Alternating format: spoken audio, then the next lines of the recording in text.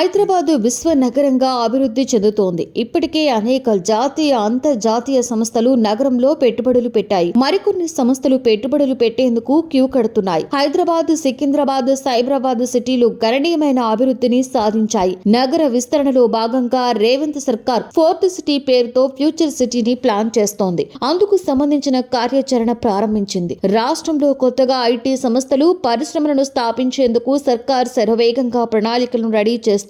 Fourth city చుట్టూ వీటిని ఏర్పాటు చేసేందుకు వీలుగా ప్రభుత్వ పట్టాభూముల వివరాలను సేకరించేందుకు ఇప్పటికే రెవెన్యూ అధికారుల కసరత్తులు చేస్తున్నారు. రంగారెడ్డి, మేడ్చల్ జిల్లాలోని 6 మండలాల్లో ఈ పరిశ్రమలు స్థాపించనున్నారు. ఔటర్ కు సమీపంలోని కొన్ని, ఎయిర్పోర్ట్ కు దగ్గరలో మరికొన్ని ప్రాంతాలను ఇప్పటికే అధికారులు పరిశీలించారు. 6 మండలాలలో కొన్ని గ్రామాలను సూత్రప్రాయంగా ఎంపిక చేశారు. గత ప్రభుత్వం పరిశ్రమలకు స్థలాలిచ్చి ఇప్పటికీ కార్యకలాపాలు కొనసాగించకపోతే వాటిని వెనక్కి తీసుకునేందుకు అవసరమైన విధి విధానాలను రూపొందించాలని రెవెన్యూ అధికారులు నిర్ణయించారు. ఫోర్త్ సిటీకి 15 కిలోమీటర్ల విస్తీర్ణంలో కొత్తగా పరిశ్రమలు, టెక్స్టైల్ హబ్లను ప్రారంభించాలని అధికారులు భావిస్తున్నారు. ప్రస్తుతం రంగారెడ్డి జిల్లా కలెక్టర్ కార్యాలయానికి సమీపంలో ఫాక్స్కాన్ సంస్థ ఆపిల్ ఫోన్ విడి భాగాల తయారీ ప్లాంట్ ను తయారు చేస్తోంది. అలాగే షాబాద్ మండలంలో ఎలక్ట్రిక్ ఈవీ బస్సుల తయారీ, టెక్స్టైల్స్ పరిశ్రమలు ఇప్పటికే తమ కార్యకలాపాలు కొనసాగిస్తున్నాయి. కొత్తగా ఆయా ప్రాంతాలలో ఐటీ పరిశ్రమల హబ్లతో పాటుగా ఎడ్యుకేషన్ ఇన్స్టిట్యూషన్స్,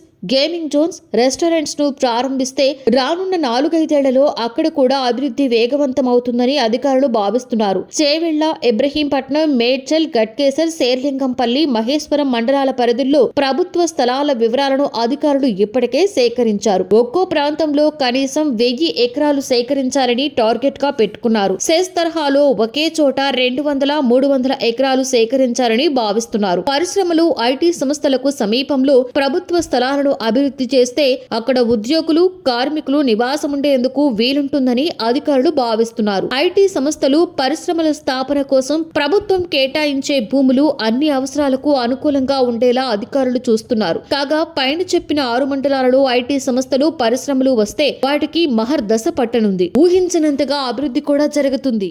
ప్రభాత సూర్యుడు జాతీయ తెలుగు దినపత్రిక. ప్రతి అక్షరం నిజం వైపు. నిజం దాగదు, వార్త ఆగదు.